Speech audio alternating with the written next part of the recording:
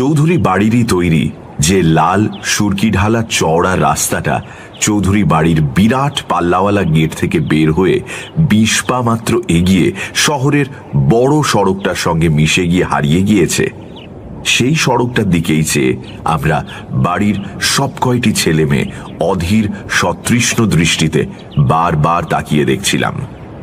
পাশে দাঁড়িয়ে আমাদের ছোট কাকা ইন্দ্রজিৎ আসছে।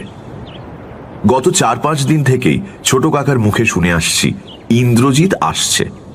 কে ইন্দ্রজিৎ তা জানি না, মানুষ না পশু তাও জানি না, কারণ ছোট কাকা আমাদের অত্যন্ত রাশভারী লোক, কেবল বলেছেন আজ ইন্দ্রজিৎ আসবে। আমরা ভাই বোনেরা সকলেই বারবার নানাভাবে ছোট কাকাকে জিজ্ঞেস করেছি, ইন্দ্রজিৎ কে কাকামণি? বিরাট পাকানো গোঁফের তলায় চাপা অর্থপূর্ণ হাসি হেসে গুরুগম্ভীর গলায় ছোট কাকা বলেছেন, ব্যস্ত কেন, এলেই দেখবি। বাড়ির মধ্যে ছোট কাকা রমেন্দ্র নারায়ণ চৌধুরীকে ভয় করতাম না কেবল আমরাই ৫ ভাই বোন। ছোট কাকার সঙ্গে আমাদের ভাই বোনেদের যেন একটা সম্পূর্ণ আলাদা সম্পর্ক ছিল। চেহারাটা যেমন ছোট কাকার লম্বা চওড়া, রংটাও ছিল তেমনি টকটকে গৌরবর্ণ। ঠাকুরদা মশাইয়ের চেহারার আদল শুনেছিলাম একমাত্র নাকি ওই ছোট কাকাই পেয়েছিলেন ৭ ভাইয়ের মধ্যে ছোট কাকার চোখের তারা দুটোও ছিল ধূসর, একমাত্র ঠাকুরদা মশাইয়ের মতো। যেমন চেহারা তেমনি গলাটাও ছিল বাজখাঁই। লেখাপড়ার ধার ধারেননি, লাঠি ও বন্দুক চালিয়ে এবং সন্ধে থেকে মাঝরাত্রির পর্যন্ত গান গেয়ে জীবনের ৪৮টা বছর কাটিয়ে দিয়েছেন। বিয়েও করেননি। চেয়ে আছি আমরা ভাই বোনেরা সামনের রাস্তাটার দিকে। এমন সময় বহু দূরে আমাদের দৃষ্টি আকর্ষণ করলো একটা ধুলোর ঘূর্ণি। ঘূর্ণিটা যেন চক্রাকারে ঘুরতে ঘুরতে আমাদেরই দিকে ছুটে আসছে, ক্রমে আরো এগিয়ে আসছে। তারপর যখন আরো কাছে, আরো স্পষ্ট হলো, দেখলাম মাথায় বিরাট পাগড়ি একটা লোক বিরাট একটা কালো ঘোড়ায় চেপে ঝড়ের গতিতে আমাদের চৌধুরী বাড়ির দিকেই ছুটে আসছে। আমরা ভয় পেয়ে তাড়াতাড়ি সব একপাশে সরে দাঁড়ালাম। উঠোনের একপাশে একটা বাঁধানো বকুলতলা ছিল। অশ্বারোহী আগন্তুক ঝড়ের বেগে ঘোড়া ছুটিয়ে সেইখানে এসে ঘোড়ার রাশ টেনে অকস্মাৎ থামালো। প্রথমেই কাকা সেই দিকে এগিয়ে গেলেন। অশ্বারোহী আগন্তুক তখন ঘোড়ার পিঠ থেকে নেমে পরিশ্রান্ত ঘোড়ার পিঠে থাবড়া দিচ্ছে আলতো আলতো। কাকা এগিয়ে গিয়ে কাছে দাঁড়াতেই বিরাট পাগড়ি মাথায় সেই লোকটা ভূমি একটা সেলাম জানিয়ে বলল, সালাম হুজুর, একেবারে বিদ্যুতের মতো ছুটে এসছে হুজুর। হ্যাঁ, ইন্দ্রজিৎকে তুমি আস্থা বলে নিয়ে যাও রণধীর। কাকা লোকটার মুখের দিকে চেয়ে বললেন। আমরাও এতক্ষণে ব্যাপারটা বুঝতে পেরে ইন্দ্রজিৎকে তাকিয়ে তাকিয়ে দেখছিলাম। কালো কুচকুচে ভেলভেটের মতো মসৃণ তার গায়ের চামড়া, যেন মাছি বসলেও পিছলে যাবে। কালো রেশমের মতো ঘাড়ের লোম, সুগঠিত পেশিবহুল দেহের কোষে কোষে যেন একটা বিদ্যুৎ গতি থেকে থেকে হালকা কাঁপুনি তুলছে। রণধীর ইন্দ্রজিতের লাগাম ধরে আস্তাবলের দিকে এগিয়ে চলল। আমরা সকলে তাকে অনুসরণ করলাম। কাকা আমাদের সকলের দিকে একবার সহাস্য মুখে ফিরে বললেন, দেখছিস ইন্দ্রজিৎকে? আমরা সকলে একসঙ্গে ঘাড় নাড়লাম। হ্যাঁ, দীর্ঘ ৫ বছর বাদে আমরা সকলে আস্তাবলের মধ্যে এসে ঢুকলাম। চৈতক মারা যাবার পর গত ৫ বছর আস্তাবলটা খালি পড়েছিল। চৈতককে আমাদের আজও মনে আছে। সাদা ধবধবে গায়ের রং। ছোটবেলায় কাকাকে সেই চৈতকের পিঠে চড়ে ঝড়ের মতো ছুটতে দেখেছি। সুদূর রাজস্থান থেকে ৮ মাসের বাচ্চা চৈতককে কাকা কিনে এনেছিলেন। সেই চৈতক হঠাৎ একদিন পাগল হয়ে গেল। অনেক ওষুধপত্র দেওয়া হয়েছিল, কিন্তু কোনো ফল হয়নি। শেষ পর্যন্ত সকালে একদিন পর পর ২টি বন্দুকের গুলির আওয়াজ শুনে আস্তাবলের দিকে ছুটে গিয়ে দেখি আস্তাবলের পাথরে বাঁধানো মেঝেতে চৈতকের বিরাট দেহটা পাহাড়ের মতো পড়ে আছে। মাঝে মাঝে দেহটা কেঁপে উঠছে, আর তার কালো দুটো জল ভরা চোখের দৃষ্টি তখনও পাশে দাঁড়ানো বন্দুক হাতে কাকার দিকে স্থির নিবদ্ধ। সেই চোখের দৃষ্টি কখনো ভুলব না। কাকার দু চোখের কোলেও সেদিন জল দেখেছিলাম। 10 বছর বয়স তখন আমার, কিন্তু সে স্মৃতি এখনো যেন পাতায় দাগ কেটে বসেছিল। রক্তে পাথরের মেঝেটা লাল হয়ে গিয়েছে, আর সেই রক্তস্রোতের মধ্যে দুধ সাদা চৈতকের দেহটা তখনও শেষ মৃত্যু যন্ত্রণায় থেকে থেকে একটু একটু করে কাঁপছে। তারপর দীর্ঘ 5 বছর আস্তাবলের দরজায় তালা দেওয়া ছিল।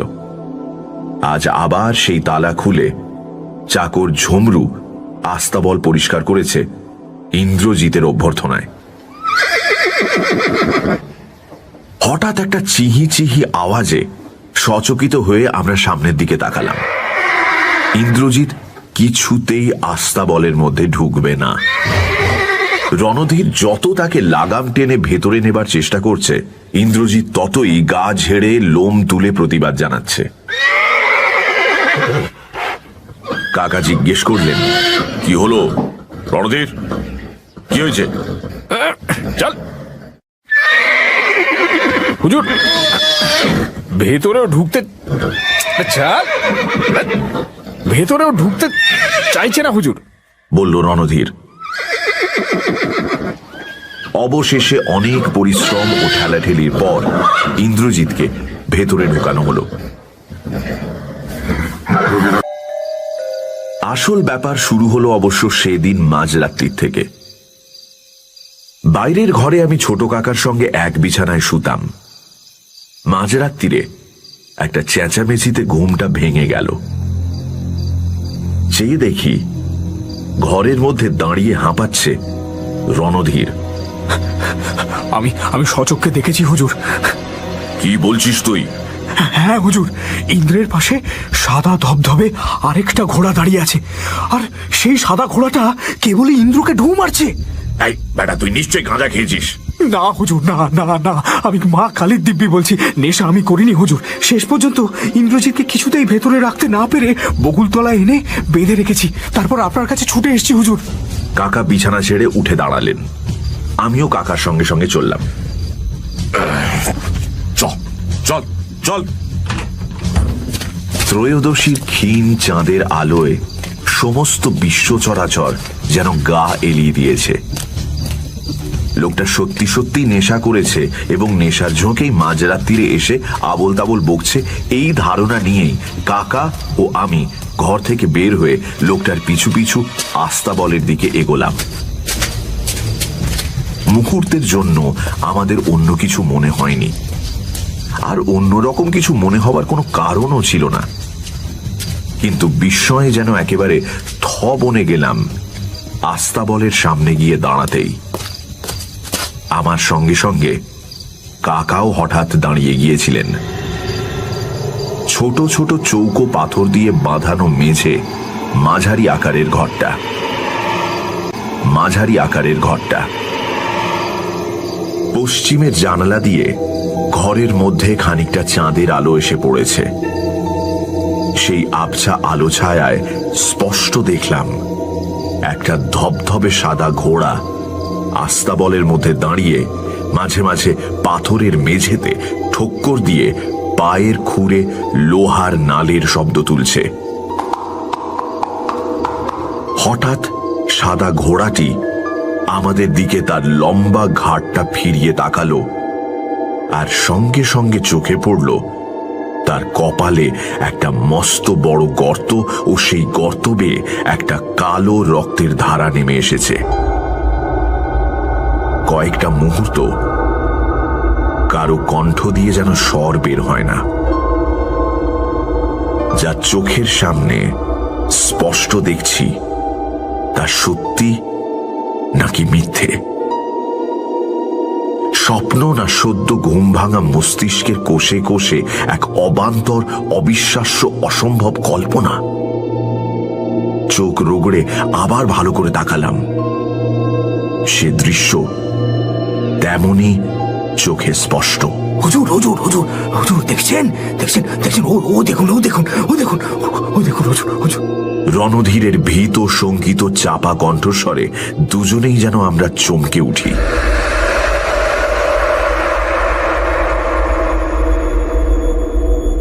ঠিক তার পরের মুহূর্তেই সামনের দৃশ্য যেন হাওয়ায় মিলিয়ে গেল। হঠাৎ শূন্য আস্তাবল। তারপর থেকে প্রত্যেক রাতে সেই সাদা ঘোড়ার বিভীষিকা যেন ভয়াবহ এক দুঃস্বপ্নের মতো সেই আস্তাবলের মধ্যে দেখা দিতে লাগলো। আর ইন্দ্রজিতের অস্থিরতাও যেন দিনকে দিন বাড়তে লাগলো। অমন যে চকচকে ভেলভেটের মতো মসৃণ কালো পেশিবহুল ইন্দ্রজিতের শরীর যেন দিন 15 মধ্যেই দেখতে দেখতে রোগা হয়ে এলো। ইন্দ্রজিতের সতেজ চোখের কালো তারায় যেন কিসের এক বিভীষিকা সারাক্ষণ দেখতে পাই। থেকে থেকে সে তার লম্বা ঘাড় ফিরিয়ে ভয়ার্ত চোখে এদিক ওদিক তাকায়।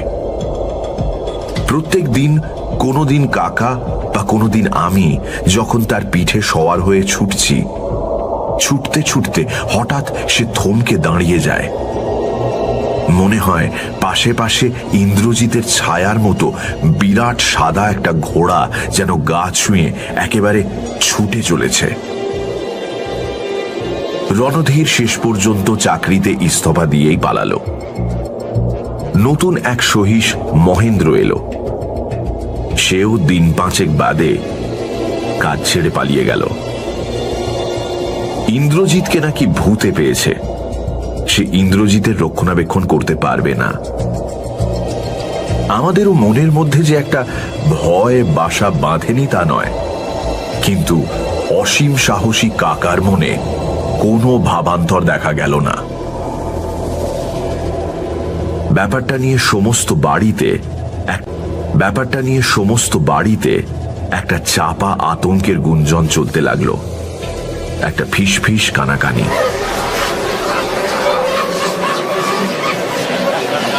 প্রতি দোল পূর্ণিমাতে আমাদের ওখানে একটা বিরাট মেলা বসতো। সেই মেলায় নানা রকম খেলাধুলো হতো। তার মধ্যে লাঠি খেলা, ছোড়া খেলা, কুস্তি, রনপা দৌড়, ঘোড় দৌড় প্রভৃতি প্রতিযোগিতা হতো। আশপাশে 10-15টা গ্রাম ও শহর থেকে প্রতিযোগীরা সেই সব খেলায় এসে যোগ দিত। চৈতক যতদিন ছিল, কাকার ঘোড় দৌড়ের প্রতিযোগিতার প্রথম স্থানটি ছিল বাঁধা। এবার দিন কতক বাদে মেলা শুরু হবে।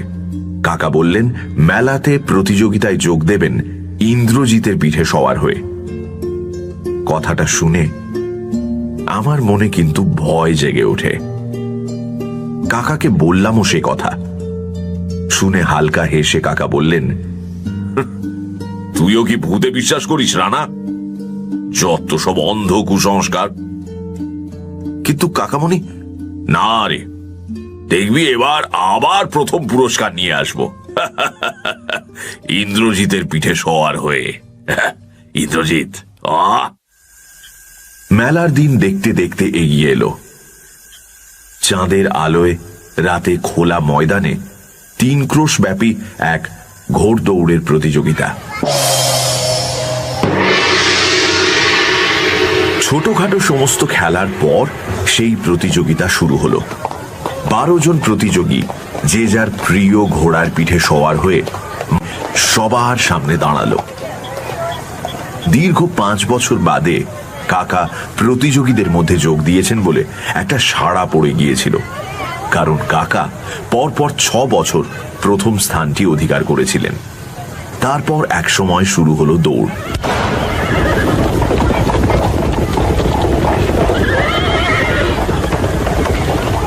চোখের নিমেষে 12 জন অশ্বারোহী সেই রাতে চাঁদের আলোয় দিগন্ত প্রসারী ময়দানের মধ্যে যেন মুহূর্তের মধ্যে মিলিয়ে গেল।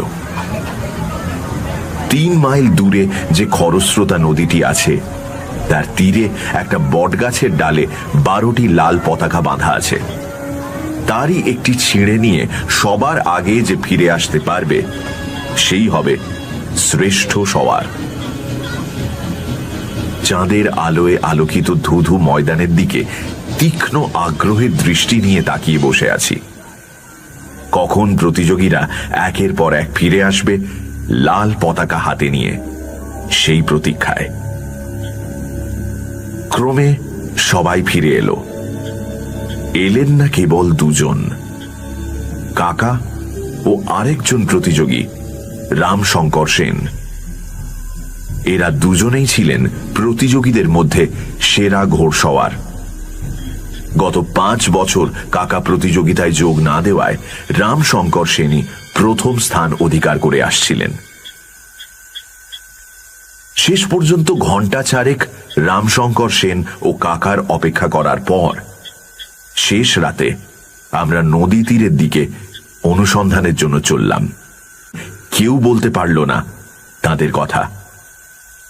যে প্রথম হয়েছিল সে বলেছিল কিছু দূর পর্যন্ত সে ওদের দুজনকে পাশাপাশি ঘোড়া ছোটাতে দেখেছিল, কিন্তু মাঝপথ পর্যন্তই।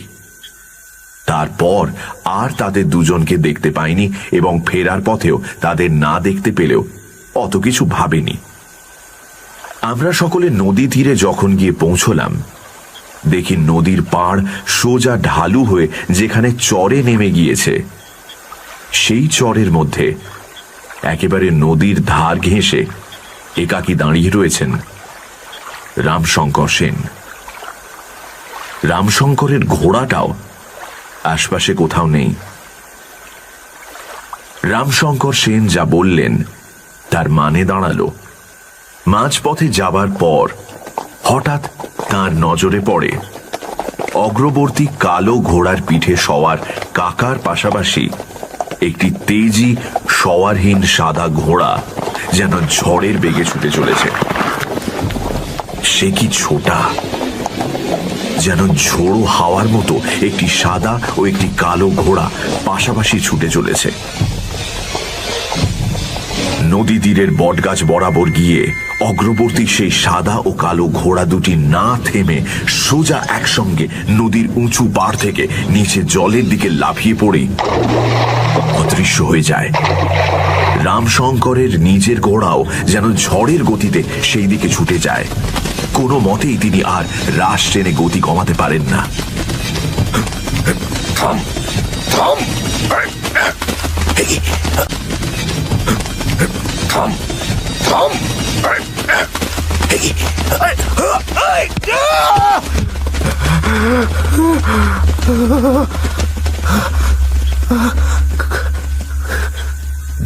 শেষ পর্যন্ত কোনো উপায় না পেয়ে প্রাণ ভয়ে ভীত রামশঙ্কর ঘোড়ার পিঠ থেকে মাটিতে লাফিয়ে পড়েন।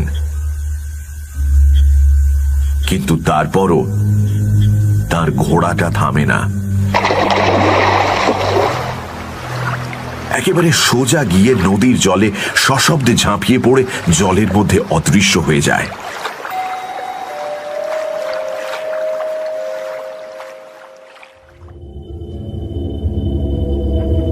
দিন 2 বাদে কাকার মৃতদেহ এবং রামশঙ্কর ও কাকার ঘোড়া ইন্দ্রজিতের মৃতদেহ 2 মাইল দূরে নদীর বাঁকে চড়ায় পাওয়া যায়। তারপর কতদিন কেটে গেছে।